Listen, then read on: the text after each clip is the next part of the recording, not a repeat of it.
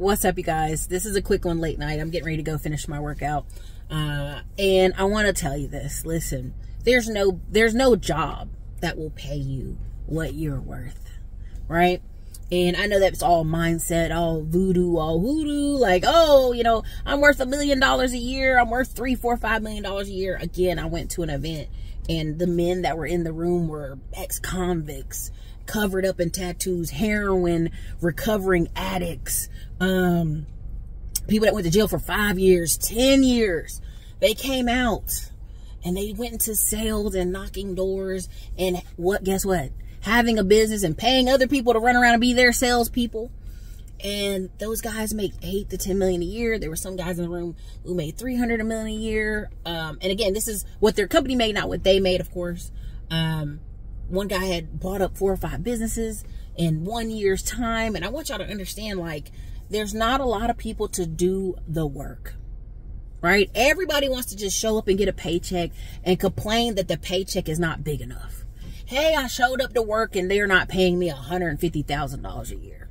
And let me be very clear. Anybody making $150,000 to $300,000 a year, they're working you like a fucking dog. I've seen it. I have friends who work and make good money, and I'll be talking to them and they worked from 8 a.m. to 8 p.m. What happened? Oh, something happened at the office. We had to stay late. Well, they couldn't say no because they were salaried at $300K a year. The government had an emergency. They had to stay. Now, is that every day? Of course not. Of course not. Right? But a lot of people are chasing tech jobs, and I want you to chase them because they're available. But I want you to understand you're having a high level of skill to get into some of these $100K to $185,000 a year jobs. You're going to have a high level of skill. And if you don't have a high level skill, you're going to take a lot of hours out of your day and your nights. And so many people think, well, I'll just make 50 and 50 is okay for me. Maybe if that's what you think you're worth, then go at it, right? But this is where we come against the healthcare issues, the travel issues, the vacation issues, the movie at the popcorn's too expensive issues, rent's too damn high issues. There is a squeeze going on right now. There is a squeeze going on right now. And I want you to pay attention. This is the time to transition. If you don't transition to the level and place you want to be at, you're going to be one of those people behind the gate, right? I would love to call this video behind the gate, but at the end of the day, you have a lot of people. I was in Miami and there was this hotel we stayed at and we wanted to cross over to this area, but there was a railroad track and a gate. And I said, well, dang, that gate's kind of in the way. You can't climb over it. You have to walk a mile down the street to get around it. That gate is in the way. And that's what some of y'all gonna wake up to. A gate. A gate that's in your way, that's stopping you from growth because you refuse to make a decision a year ago, 2 years ago, 3 years ago, whatever the time is, whether it's your credit, whether it's your positioning, whatever it is, you refuse to take the leap then. And when you refuse to take the leap, you did not grow. You're going to stay on this repeated cycle of the same bullshit every year for the rest of your life, complaining about money, complaining about healthcare, complaining about taxes.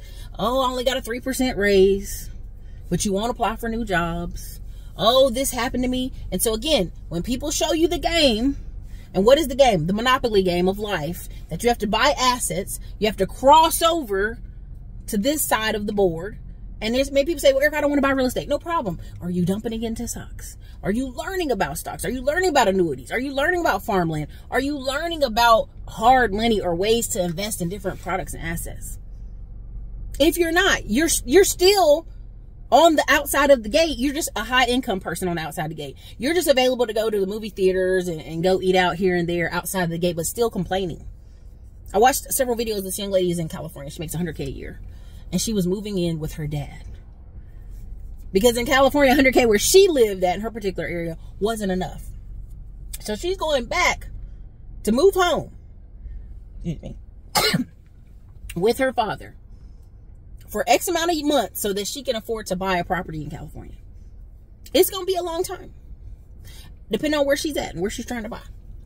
And the problem is, there's a lot of people like, well, Erica, I don't want to marry, or I don't have kids, or I don't see, whatever. Whatever your reasons are, that's fine. They're your reasons. But I want you to figure out how you're going to get around that gate. And 90% of the way people are going to get around that gate is business and owning assets. The other 10% are going to do it via magical work, that they have so many skills that they're getting paid $200,000, $300,000 a month, right? Everybody else, when I put them in the 90%, whether they're selling items to the government, subcontracting for the government, registering with their city and state to work for their government, right? Getting that government money for their housing, residential living assistance, whatever, they're going to have to figure it out. They're going to have to figure it out. So again, you're never going to be paid what you think you're worth. Never. Never. That's not how capitalism works. Shit, that's not even how communism works.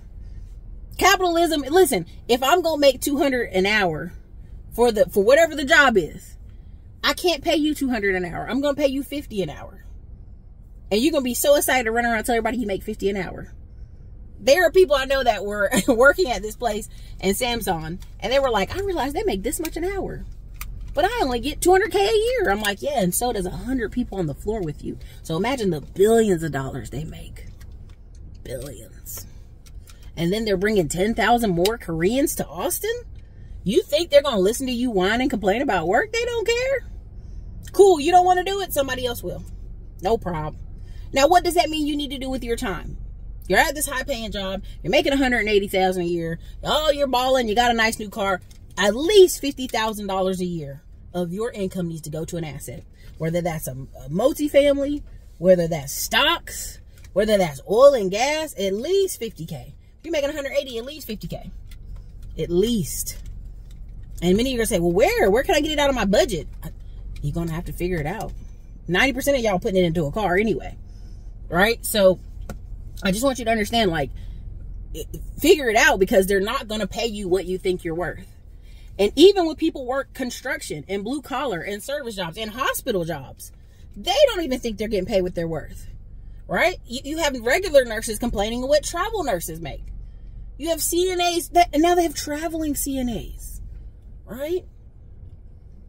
So again, if the hospital can afford to pay a travel nurse for 6 weeks, you know, thousands of dollars more than the average nurse per week, you know, they're making X amount of money off this. That wouldn't make mathematical sense if the hospital was going bankrupt, finding nurses all over the world to work the hospital. Again, this is what blows my mind on people's math skills.